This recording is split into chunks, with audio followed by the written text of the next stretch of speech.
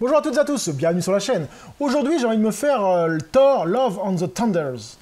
Donc, c'est un film que je vois très tard par rapport à sa sortie, parce que c'est pas un film qui m'a attiré plus que ça. Alors, pour vous faire un peu mon historique sur mes avis sur Thor, le premier, je l'avais trouvé assez bon. Le deuxième, pas mal.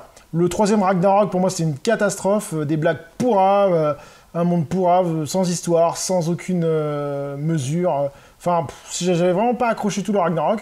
Donc ce Love and the Thunder, je n'attends rien, mais vraiment rien du tout. Pour moi, la licence Thor a été complètement bafouée avec ce Ragnarok.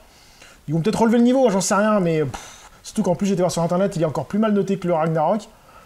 Alors ça me fait un peu peur. Après, les notes, je m'en méfie. Hein. Des fois, par exemple, si vous prenez l'exemple de Suicide Squad, hein, le 2, enfin le Suicide Squad tout court, The Suicide Squad, il est bien noté.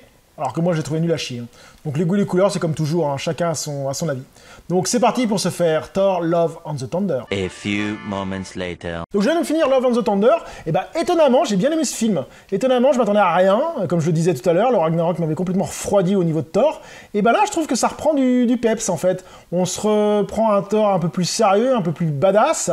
Bon après, qu'ils aient ramené Jane Foster, je sais pas comment il appelle ça, la Torress, je trouvais ça assez moyen. Ouais, enfin ça reste correct. Par contre, il y a des combats qui sont assez sympas, assez même épiques. Hein. Je pense surtout au combat en noir et blanc, sur la planète en noir et blanc, j'ai trouvé où la lumière n'existe pas. Je l'ai trouvé vraiment excellent, avec un bon design, une bonne attitude badass. Franchement, c'est un combat que j'ai trouvé vraiment vachement bien réalisé, vachement bien foutu. Hein. Visuellement, c'était une claque. Et autrement, le reste un film très correct. Il a remonté le niveau de Thor. Hein. Je le mettrai entre le 2 et le 1, moi, maintenant. Parce que le 1, je l'avais trouvé vraiment bien.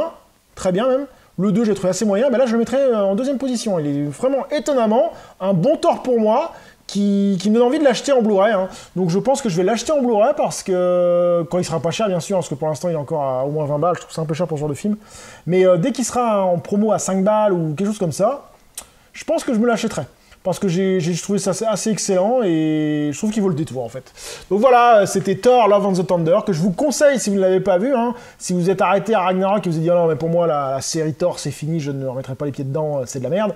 Bah, tapez-vous Love and the Thunder et moi j'étais assez surpris et étonnamment j'ai aimé ce film. Sur ce, je vous dis à très bientôt sur la chaîne. Salut!